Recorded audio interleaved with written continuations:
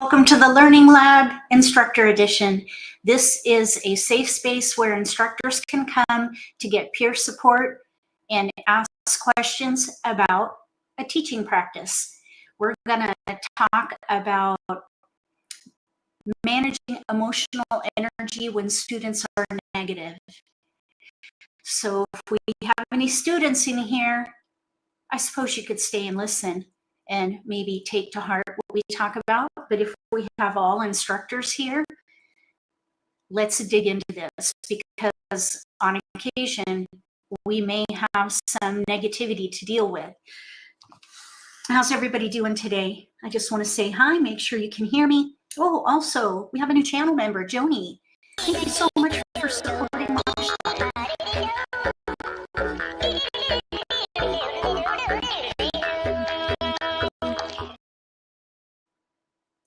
Say hi in chat. Let me know if you can hear me, and then we'll get started. I guess I could just do a mic check. Test, test. Yes, our mic is working just fine. Does anybody have any general questions about teaching the game? And if you're joining us for the first time, or if you've been here before, feel free to comment in the live stream chat. Let us know how you perceive yourself. Are you an aspiring instructor? Are you an active instructor? Or are you here just for grins? Let me know in that live stream chat.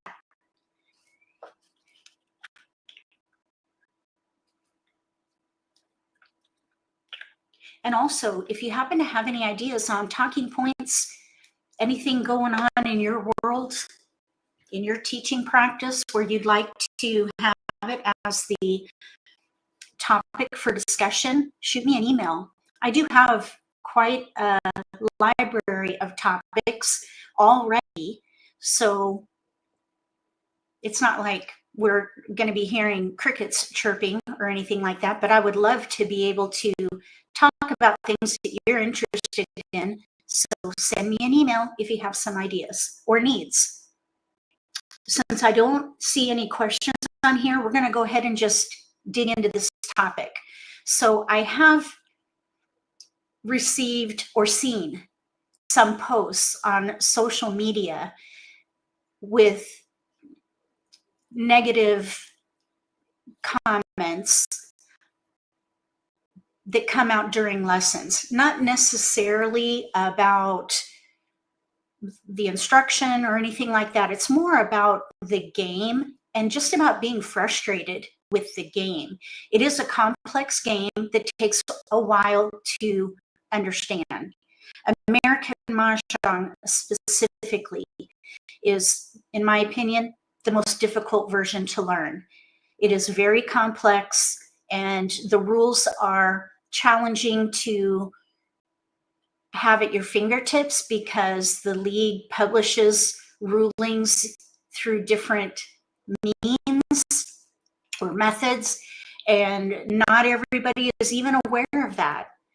If you are unaware, there's Mahjong Made Easy, which is the official guide booklet published by the league. It's not even a book, it's a booklet. It's a stapled, let's see how many, I don't know, 25 page document, or, you know, folded over booklet. That is their primary booklet of rules or guidelines. I don't even think they consider it a rule book. It's a booklet of guidelines. There are some rules in there, but there are also guidelines in there. Namely, anytime you come across something that says must, that's a rule. Otherwise, everything else would be recommendations and guidance. So if you don't have Mahjong Made Easy, I highly recommend that you get a copy of it. And then go to my website, MAHJLIFE.com, and look up in the wiki, rules not in Mahjong Made Easy. If you type MJME, you'll find it. This is a list of rulings that have been published by the league in bulletins and letters, and have even been voiced over the phone to players. And those rulings have not made it into Mahjong Made Easy. So check that out. And I'll go ahead and put links in the video description below after this so that you can get to it quickly. Hello, Susan. Welcome, and thank you so much for becoming a channel member. Woohoo! So let's see. Yes, Mahjong Made Easy. You can get that at the nationalmahjongleague.org store. I'll put a link for that as well. So we'll put that in there. Rules not in Mahjong Made Easy. And then there's also rulings that have been omitted from the previous edition to the current edition that are not in there. So just thinking about the rules themselves, that's one reason to get a little frustrated with the game. It's a challenge. And not only do instructors feel that frustration, but players will as well, because they're the ones trying to learn this game. Then there is the overwhelming feeling of learning how to read the card. Learning how to read the card is one of the most challenging hurdles to jump through as a beginner. And a lot of players feel very overwhelmed with it, and sometimes that can come out in frustration. You could get a deer in the headlights look in a lesson, and you might think to yourself, well, what do I do now? So between the rules and the challenge of understanding how to interpret the card and then playing the game, there's a lot to juggle. We need a way to help instructors protect their energy, model professionalism, and redirect the group tone when faced with discouraging or difficult student behavior in class, in the lessons. Has anyone ever felt that before? Has anyone experienced this? I have. I have experienced it. Thankfully, it's gone unnoticed by others, but I, of course, have noticed it. And so I do have a couple of suggestions that can help and that helped me. So I'll be sharing those. And then, of course, I do see negativity in social media, and I deal with that all the time. So there are ways to deal with it, and that's what we're going to be talking about today. So if anyone has experienced negativity in the classroom, let me know. And then we'll talk about ways to cope and also redirect. We want to do some redirection. That's really the key, knowing how to redirect the energy of the room. And we need to just say, though, that feelings are valid. If someone is frustrated learning this game, maybe there are some teaching techniques and methods that can be used to help alleviate some of that frustration. So some of it can be avoided just by using the right methodology. Some of it, though, needs redirection, and some might even need direct addressing. You might need to address something directly if it is too awful negative. I don't think I've ever experienced that, though. Okay, so I don't see that anybody has experienced that. Maybe I'm unique and I'm the only one, but let's go ahead and dig in. So the first thing is, in the classroom, you've got to recognize that there's a change in the energy. So you've got to be very aware of the energy of your students. And that it helps if you're somewhat of an empath, where you can sense hesitation and concern, overwhelm. If you can sense those things in people around you, then you're blessed, and that is a gift. But if you cannot, you've got to raise your awareness and make sure that you're watching for students' body language and even micro expressions, because they may not feel comfortable saying something, but you may see them maybe slouch in their chair, or lean back and their shoulders may go down, or they may be looking down, or they may be wincing. I mean, some of it may be very evident and some may be very subtle. So if you raise your awareness, that will help immensely.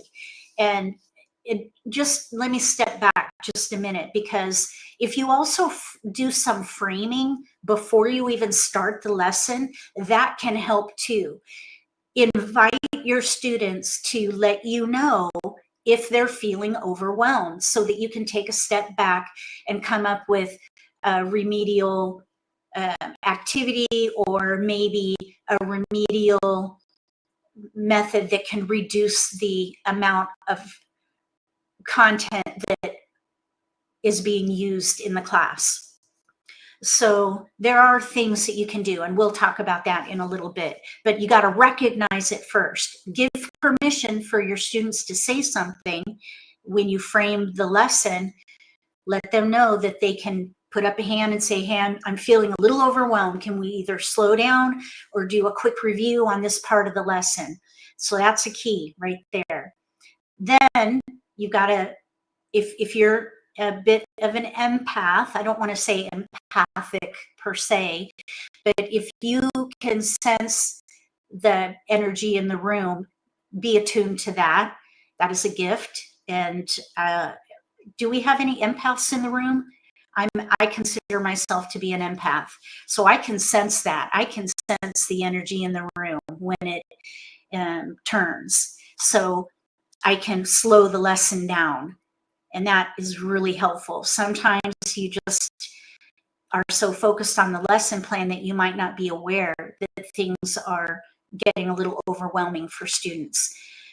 So then the other thing that you need to do is make sure you're taking breaks, because that's a really good way to kind of do a litmus test on people's energy. And are they feeling overwhelmed? Are they energized? Are they engaged? Because if you lose that engagement, that's another way that has that feeling of overwhelm manifesting in people. They just shut down. So try to be aware of that. Let me see here. Okay, so there's that as well. And then the other thing I just want to ask here is, in your lessons, what kinds of negativity have you experienced, if any? And that can include things like complaining, competitiveness, disengagement, like I mentioned a minute ago, and then also resistance.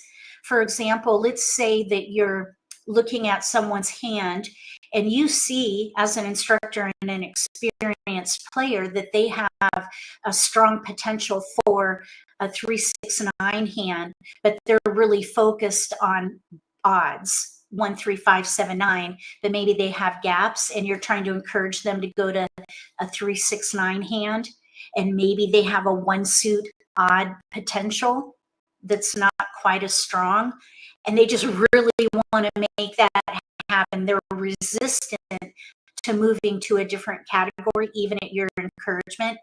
Things like that as a practical example. Has anyone experienced anything like that? So again, complaining, competitiveness, disengagement, or resistance. Any of those. Let me know in the live stream chat if you've experienced any of that.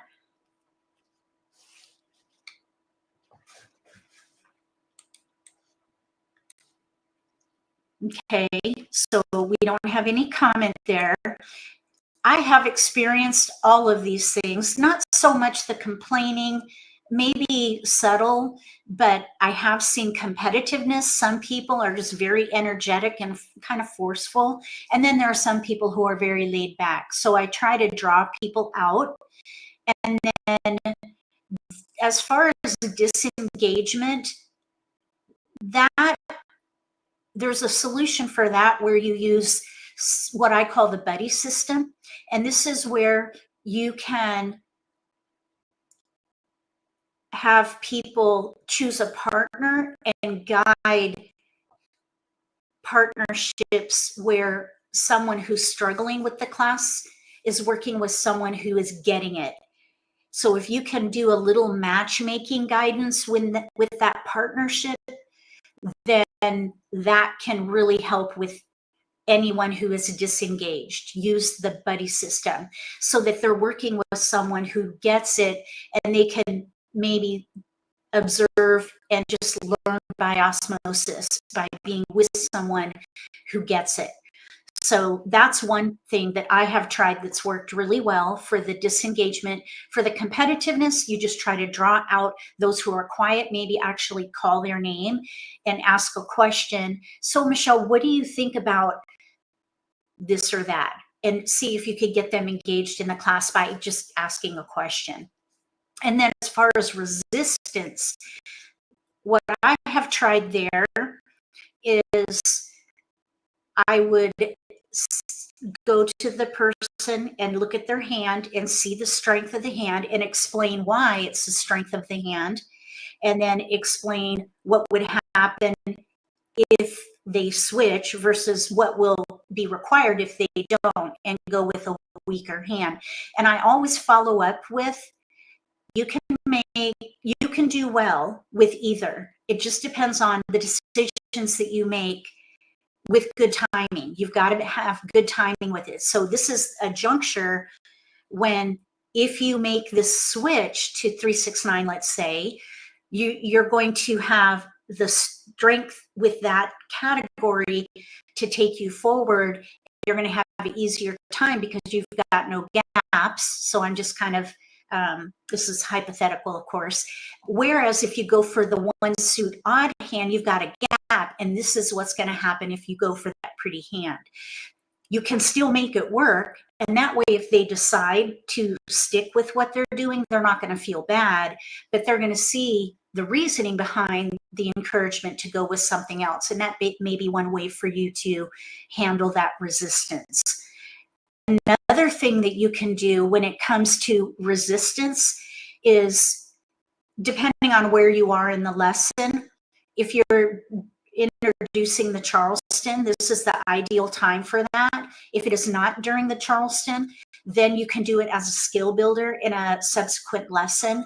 Let's see, oops, turn that off there. Okay, so what you could do is something I call Charleston chain reaction, and this is a way for them to do both. So you would use it as an object lesson. Okay, so Michelle has an opportunity here to pivot to 3-6-9. There is a really pretty option in a one suit hand in odds that she is thinking of, but there's also strength in 3-6-9. So we're going to do an exercise called chain reaction. And there's a plan A and a plan B. So let's say Michelle's plan will be plan A, because that's what she really wants to do. So we're going to go through the Charleston with plan A, and we're going to take photos along the way of every incoming pass, and then we're going to recreate it, and then we're going to go through the Charleston with plan B, which is the 3-6-9, and we'll compare results. So if you take photos of every incoming pass, you can recreate a mock Charleston and the dealt hand, and then do it again in another iteration focused on a different category, and then compare results. And that is a great way to do an object lesson and prove why American Mahjong is a game of nuances, where multiples, for example, and no gap hands would have a much better outcome than a one suit hand, for example. So that's one way that you can handle resistance. Another thing you can do, though, with disengagement is a similar thing, hands-on exercises. If you see that multiple students are disengaged, do skill builders where they get their hands on the tiles in little quick activities like random pulls or Charleston modeling. That will help get people engaged. So again, it depends on where you are in your lesson plan. If you're playing a game, that's going to be, that's going to take some different methods. But if you're the lesson planning portion where you're doing introduction work with the Charleston, that's when those skill builders are really good. Or in the beginning of another session where you've already introduced the fundamentals of the game. Let's see, another question for you. See if we can have anyone sharing what they've experienced here. What verbal cue or classroom phrase could you use to redirect tone without conversation? So this is an interesting question. I want to just wait and see if anybody has a comment here. Does anybody want to share what verbal cue or classroom phase you use to redirect the energy in the room?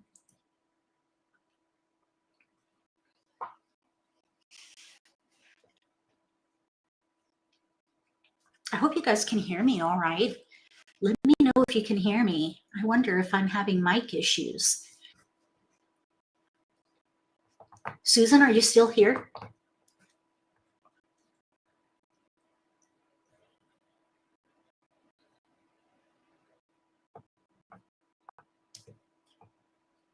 Okay, so one of the things that I do in the class, and I usually do this when things just get a bit, maybe the energy is just,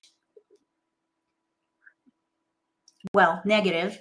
Let's say multiple people are feeling overwhelmed. I just give everybody a break and just say, okay, everyone stand up. We're going to do a little bit of a bio break, stretch your legs, and we'll be back in 5 minutes. And even just a little 5-minute break can change the tone in the room. That's the first proven way to change the tone in the room. Just bio break. Everyone take a bio break. Another thing that you can do if multiple people are disengaged or maybe you're hearing some complaining is you can use the buddy system. That could also change the dynamic in the room.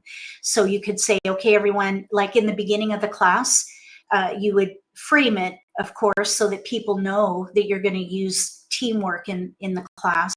And you would say, buddy up. That's the phrase I use.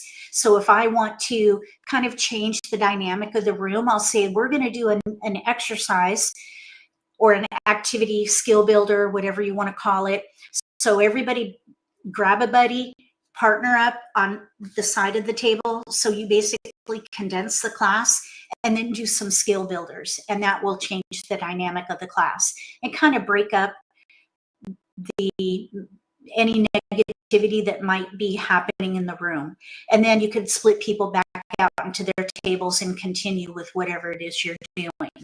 So using a break, just a physical get up and move break, or the buddy system. Those are the two solutions that I've used.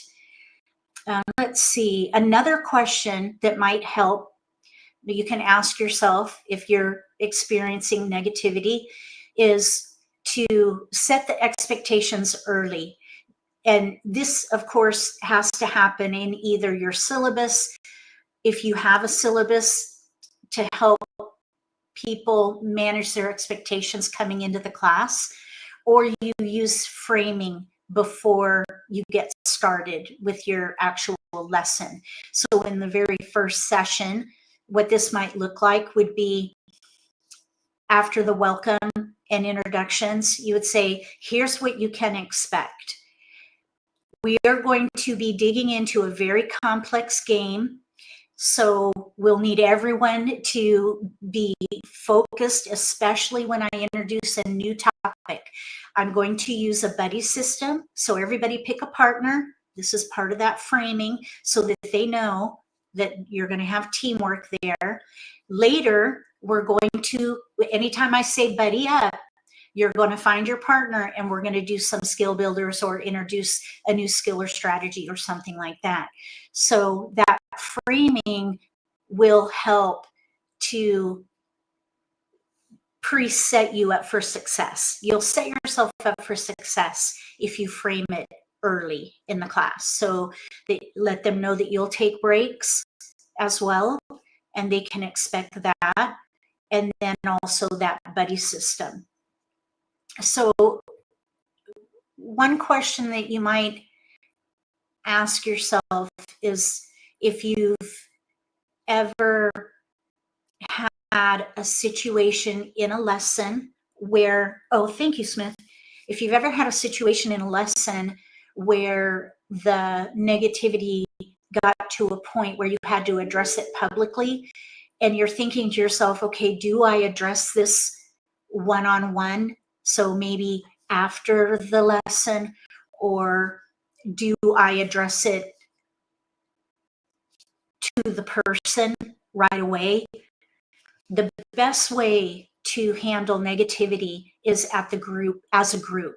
So you don't actually call out any one individual, because the last thing you want to do is put someone on the spot or humiliate somebody.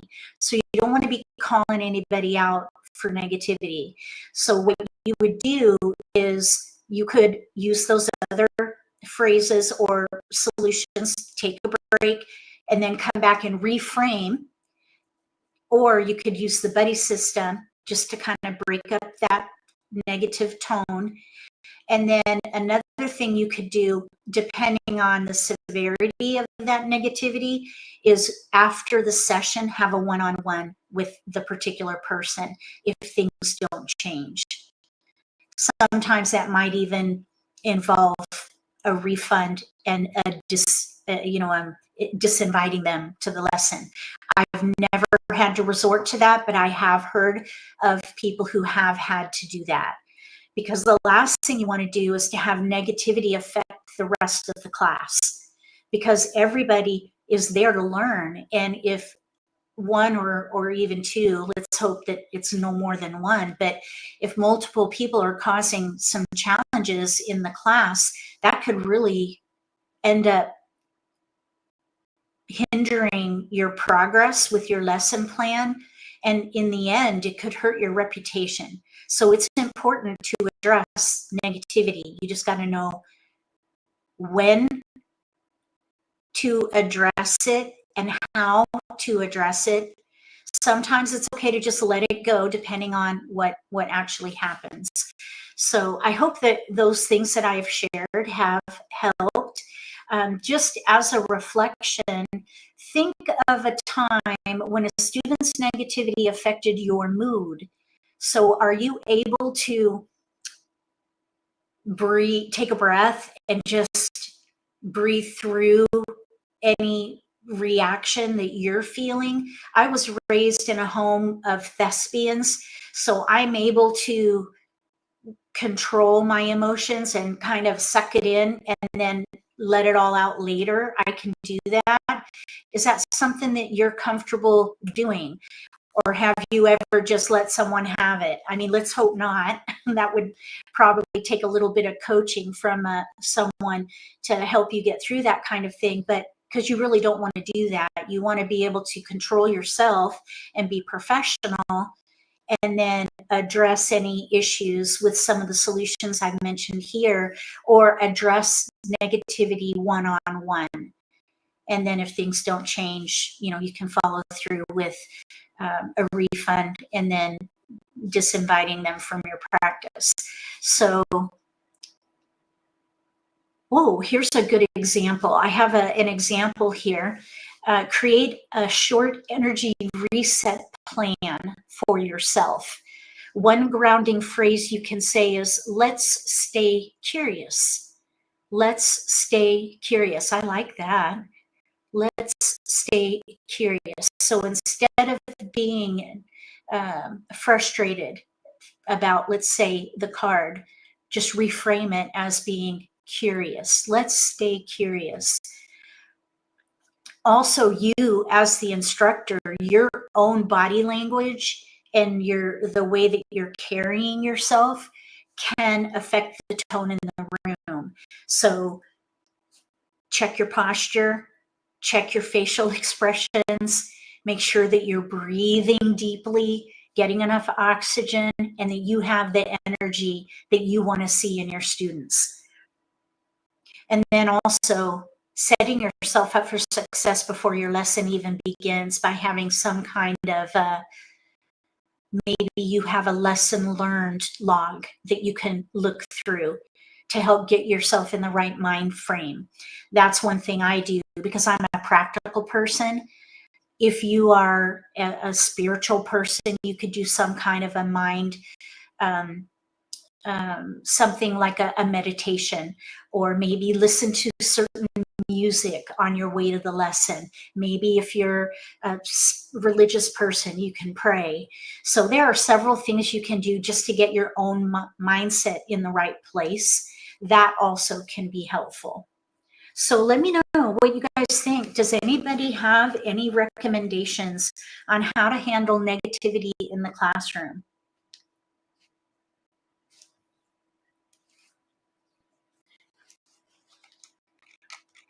I think I've covered all my talking points. Let me just double check here. One thing I have here that is important is about frustration. And that is it's good to acknowledge it, especially in the sense that you could remind students that this is a complex game and it's okay to feel frustrated. Your emotions are valid. And make sure that you protect yourself and that you're not going to take responsibility for that frustration. If you are confident in the teaching methodologies that you are using, don't take it personally. Protect your own mental health. Okay, it's not you, unless of course you need to take a look at your teaching methodologies and get some advice from a instructor, coach, or something like that. Mary says, what would you say if a student refuses to take the folder of reading material that has been prepared? One student said she didn't want to study to learn the game. Okay, that is a great question. And I'm sure that something that happened in front of others, or did that happen like on the way out of the class, Mary? I just want to repeat that. What would you say if a student refuses to take the folder of reading material that you've prepared? One student said she didn't want to study to learn the game. So that's kind of a two-parter. I'm seeing that as a two-parter. So it was on class. It was in class. So you were basically handing out the materials, and they said, no, I don't need it. I don't want to study. That's kind of what happened. They just said, no, I don't want to study in front of everybody. Let me know if that's what happened, because that can be a little bit awkward. So let's talk about that. In class, it was in class in front of people, or was it, as you know, like sometimes I kind of envision this two different things maybe happening. One, they're on their way out the door and you give them a folder and that one person says, no, I don't need it, I'm not going to study. Okay, so it was in class in front of other people. So the other students saw them decline the study material. So in that case, what I would do is accept that is their wish, because maybe they understand the content. And I don't know if they were able to keep up with the class or not. The whole class was there. Okay, so what I would do is just take a step back a little bit, and I would explain that American Mahjong is now I would want to make sure that I'm not sounding like I'm giving a verbal spank by any means. Okay, this is more about addressing the class overall, because if she's feeling that way, that maybe she doesn't need this material, that maybe others will as well. So I would address it as a whole, not address it directly with that one person. So I would say that because this is a complex game, in order to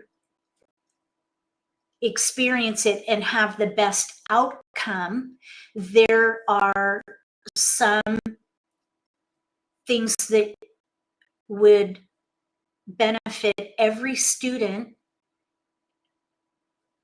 and that you have gathered resources and notes, whatever, a worksheet even, let's say you have maybe a homework assignment in there or something like that, that can help them set themselves up for success so that when they come back to the class the next day, they'll be able to participate in discussion, let's say, and then continue with the learning from there. So I think maybe it would depend also on what is in there. So was it homework that you were handing out, or was it continued learning, or was it resources that they could use after the class? So let me know what was the contents of the materials, because if they maybe misunderstood what was in the packet, they used the word study, that they don't want to study to learn the game. Was it because you had homework in there?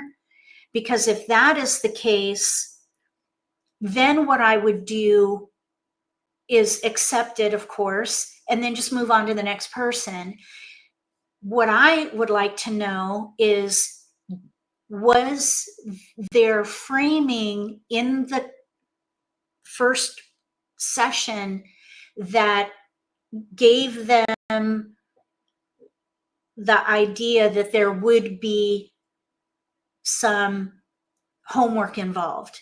So did you give them a heads up that that's part of how you work as an instructor, that maybe in the syllabus that one of the expectations would be that students would do homework in order to facilitate classroom discussion the next day?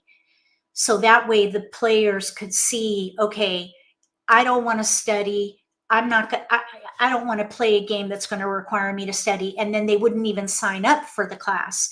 So if you have a syllabus that defines what is going to be expected of them, and that studying or homework is going to be expected, then you're going to draw in the ideal student, and they're going to know that's expected, and you wouldn't have that happen at all. So let me know if you had some kind of a framing in place, whether it be a syllabus or whether you framed it in the sign up portion, maybe on your website where it says homework will be required as part of the experience or something like that, so that the right student ends up registering for the class. That wouldn't happen. Someone wouldn't sign up knowing that they're going to need to study and then say, no, I'm not going to study. All reference material, in that you compile 5 documents to read a couple of pictures from tile ID, not homework, but it's more about kind of reminder work, a review sheet kind of a thing. You just explained it as reading that they might enjoy to get details on what you did in class, kind of like a review sheet, I guess. Okay, so in that case, I would have just said, okay, I understand, and then just move on.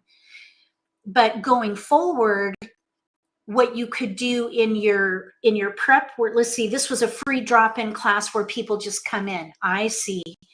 Okay, a drop-in, these are free drop-in lessons. Okay, now in a community center, in the brochure or in their flyer or what have you, there should be a description of that so that people can read it to make sure that they're interested. I would ask the administrator or the activity director to include that class materials will be provided, including resources and review sheets or worksheets, so that they know that that would be handed out and there would be no surprises. I would see if you can add that language in there, and that way you wouldn't have that something like that happen again. But I think a lot of people, when they see that Mahjong is a game, they don't expect it to be as hard as it is. It is a very cerebral game. It requires critical thinking, and people actually study to do well in this game. And many people, I think, misunderstand that because it's a game, that they don't have to put in effort. They just need to learn the basic rules and then they'll be able to play and do well. That's not how it works. Yes. Oh, you're welcome, Mary. Sorry, I didn't understand. I should have asked for more detail, but I think that because it was more of a resources and review sheet, that maybe I just wonder if this person, maybe you could tell me if you sense this. I just wonder if this person, by saying, I don't want to study to learn a game, that maybe they had some kind of a mind block with the game and they were being hard on themselves and they took it out on you because perhaps they didn't get it. Maybe it was more complex than they anticipated. Maybe they even regretted going to the class. I don't know. Do you have any sense in that? Did you sense that their choice of the word I don't, or the phrase I don't want to study if I have to learn a game? Do you feel that maybe they bit off more than they could chew or misunderstood what this class was or what this game, how complex this game is? As a matter of fact, it would be interesting to know how that community center described the class. Did they include in the description of the class that Mahjong is a complex 4-player pick and discard tile game? If the right language is in the marketing materials, you should have the right student in that class. If the language is not clear, that's when you're going to have students in the class that will misunderstand and perhaps get frustrated even from the get-go. So she was older, probably overwhelmed at 80, I would say probably. So maybe she just bit off a little more than she could chew. Do you remember how she behaved during the class? Did she have maybe the deer in the headlights look, or did she pull back during the class? Do you feel that she disengaged at all? Because that might have been an interesting reflection. I don't know how long ago this was. Another thing that you could do, instead of handing out materials, is you could have the materials at the front of the class and say, I hope you enjoyed this lesson or this session. If you would like to know more about how to play this game at a deeper level, or if you would like to take a follow-up class, I would love to work with you more. On your way out, I have some materials that you could take with you so that you can review what we went over and even look at some resources later on your own time if you're interested, and have that all handy so that people could pick it up voluntarily. And that way you would avoid any kind of pushback as you're handing things out. Nobody will deny you or decline, and that might avoid some awkward feelings. So maybe have it up at the front of the class for them to pick up voluntarily on their way out the door. And that way people won't be embarrassed or put on the spot.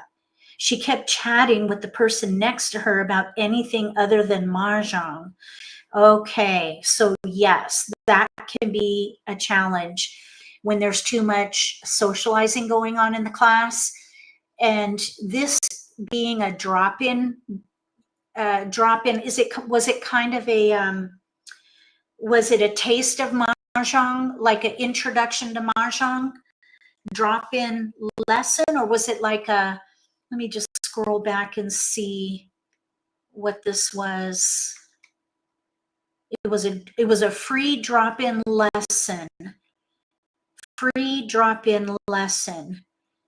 So was it an introduction where you were going over the fundamentals of the game, or was it like a what is it called? Play with coaching, or open play, or what is the phrase I'm thinking of?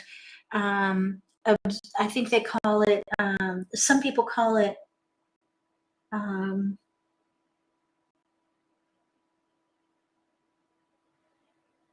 forget what people call it. I call it play with coaching, but some people call it like observed play or something like that, where the instructor is going around to different students and looking at their hands and giving coaching as needed. So what kind of a class was it? I think as far as socialization and chatting during the lesson, that is something that could be handled by framing in the first session. So you want to make sure that everyone is going to have a good time. This is a game, so it's meant to be fun, but at the same time, it's a complex game. So you need everyone to be focused, especially if you're introducing a new concept, a new skill or strategy, or maybe a tactic that's complex, that you'll need everyone to be focused. So if this chatting happens, that could really derail a lesson, and it could create some frustration in an instructor. So framing is the key there, to frame it and even reframe it at the beginning of each session to remind them, okay, are we ready to dig into some nitty-gritty skills and strategies today? I'll need you all to be focused, especially when I introduce joker bait or what have you. So if you look for opportunities to, with good energy, reframe that you need them to focus, because this is a complex game. And if you want them to walk away with confidence and knowing how to play, they're going to need to focus. This is not rummy. This game is not rummy, where you can teach somebody in 15 minutes how to play rummy or what have you, whatever kind of bunco or whatever kind of game. This is complex. It is something that takes years to learn how to play well. And I think a lot of people misunderstand what they might be getting into. That's why it's so important to have a syllabus that explains the background of the game, so that you're sure to get the right student in the class. Yeah, pick up the materials if they want it. Assisted play. Thank you, Debbie. Your group allowed people to come in and play, or you teach beginners if they never saw Mahjong before. It's an open play group. New players will ask you for help if they need it. So it's assisted play, or you teach beginners if they've never seen Mahjong before. So this would be where people who've never seen Mahjong before come in for a 2-hour lesson and just drop in and learn the fundamentals. And this lady came in and chose to stay for that and was chit-chatting during your lesson. Wow, that's a bit awkward.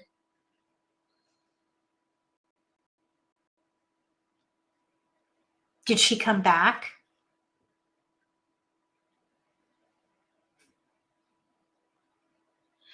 Because let me know, is this something where they come back and you continue working with them? Because if that's the case and she came back, if she continued that behavior, I'd have a one-on-one talk with her.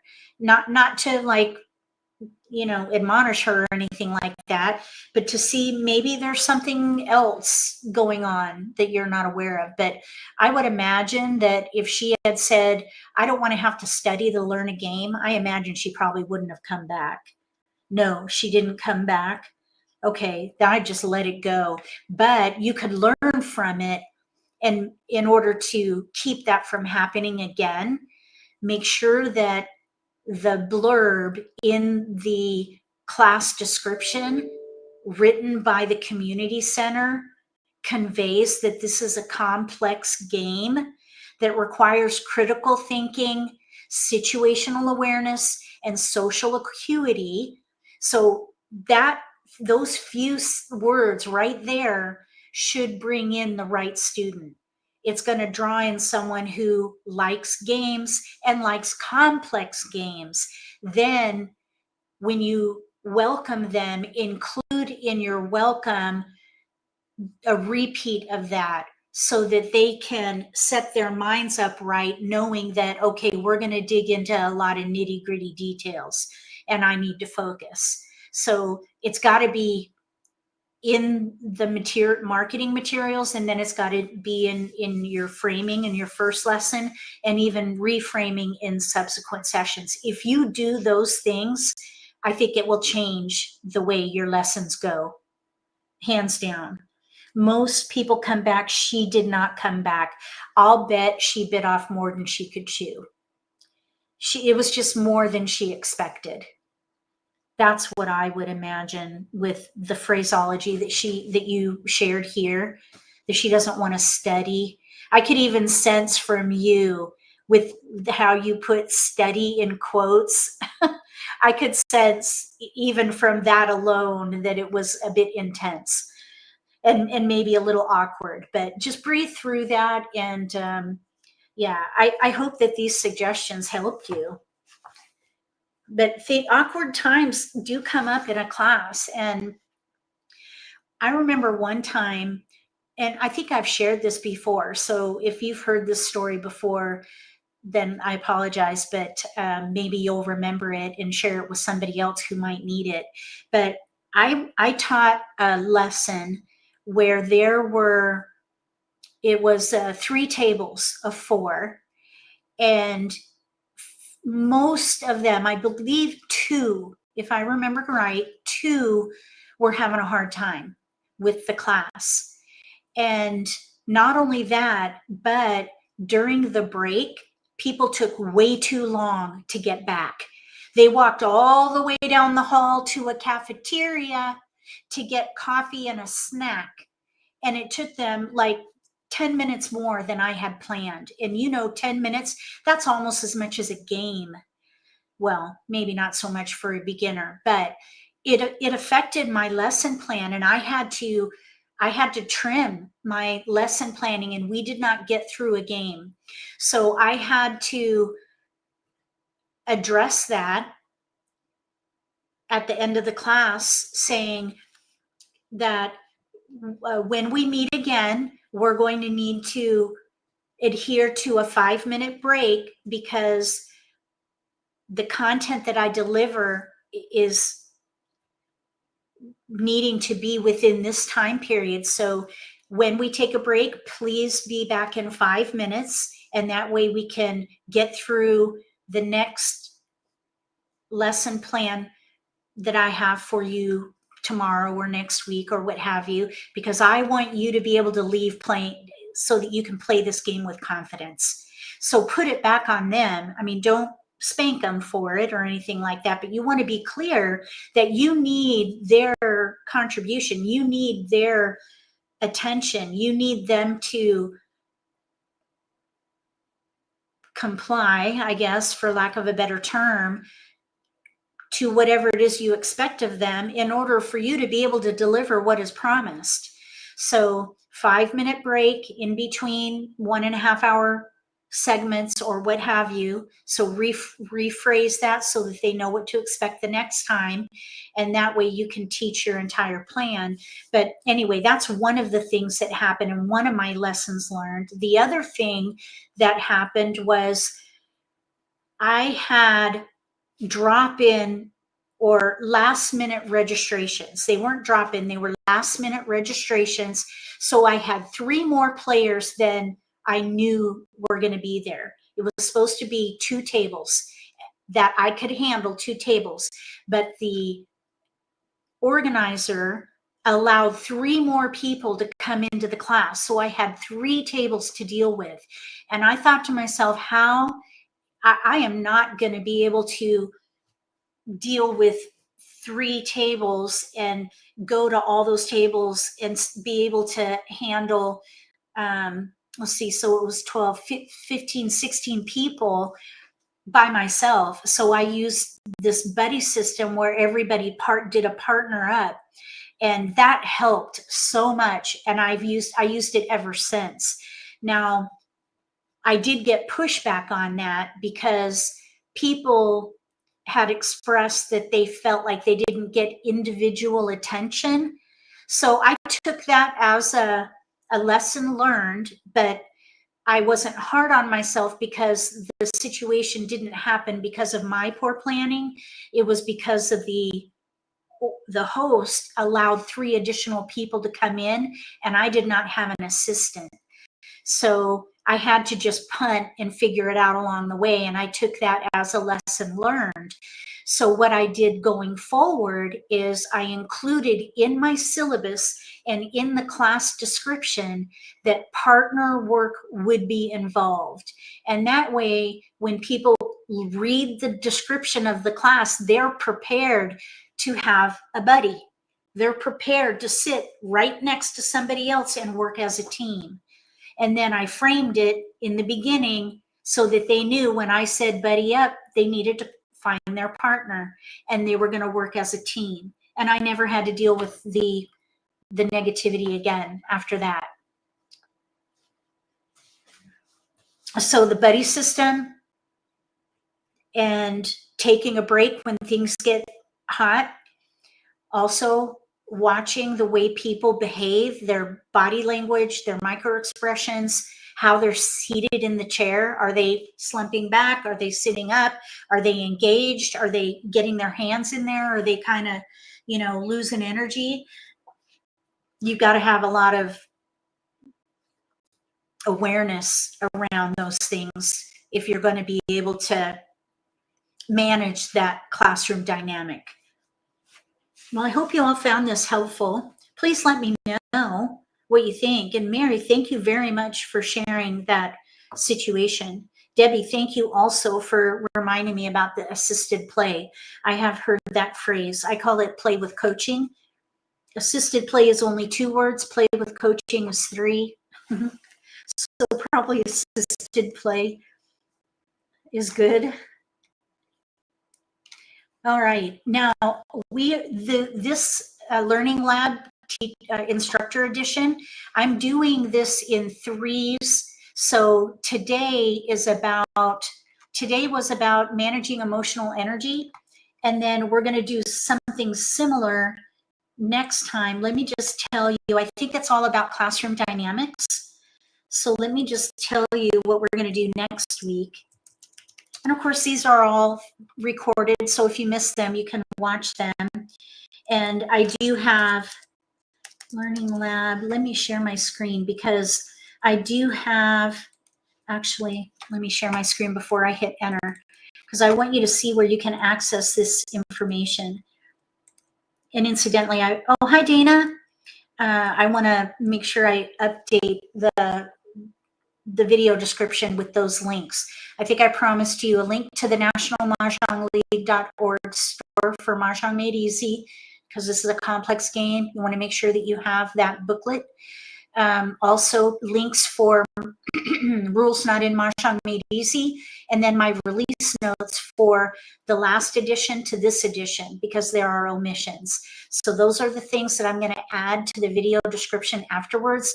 So if you're interested, please come back and maybe in an hour and reload the video or refresh the video so you can check out the video description for links to those. And let me show you my screen because I want to show you how to access the Learning Lab Instructor Edition content on my website. Let's see here.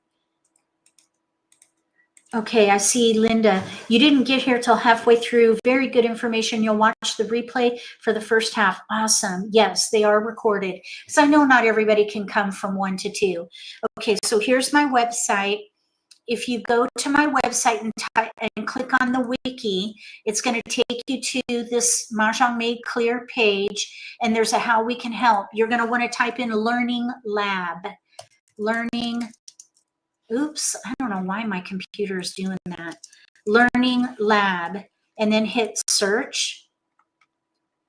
and you'll see Learning Lab Instructor Edition, Article 268. And I'll make sure this is in the video description as well. If you scroll down, it tells you about this live stream. There's a button to join the live stream straight from this wiki article. And then you can also learn about the Learning Lab. What is this even all about? And I'll tell you about that in just a second. And then under that is an index of what we have discussed before with a link to the video and then any wiki article that may relate. So the first three that we did were about event planning. This one is about mindset and energy. So I guess you could say that's classroom dynamics. I would say this is more about you, the instructor, mindset and energy. So the next time is going to be, excuse me, staying motivated when attendance is low.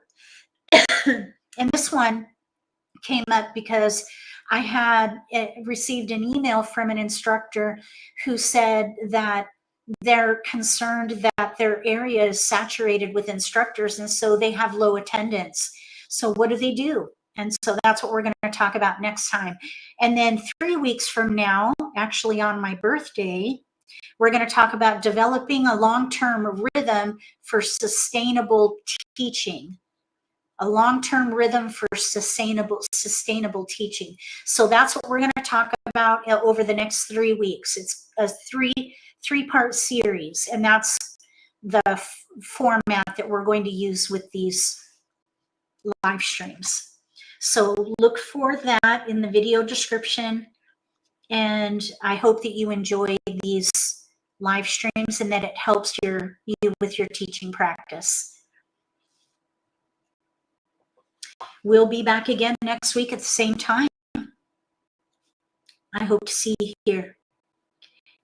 I guess I'll go ahead and sign off. Thank you so much for coming. Make sure you reload this video because it'll take me a little bit of time to get those links in there, and then you'll be able to dig in.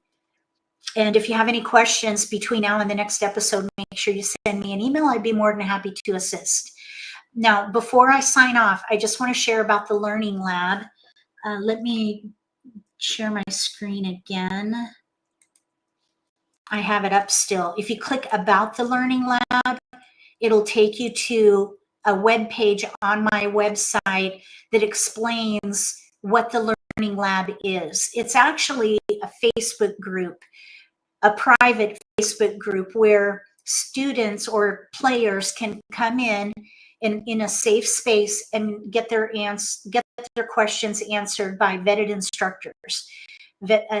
Instructors from the MAHJLIFE Instructor Guild are admins in the group and answer the questions. You will, as players, they will have the confidence that they can ask any question and not be reprimanded for asking something like, can I use a joker in a pair, or what have you. That's notorious for people getting abused for asking a question like that.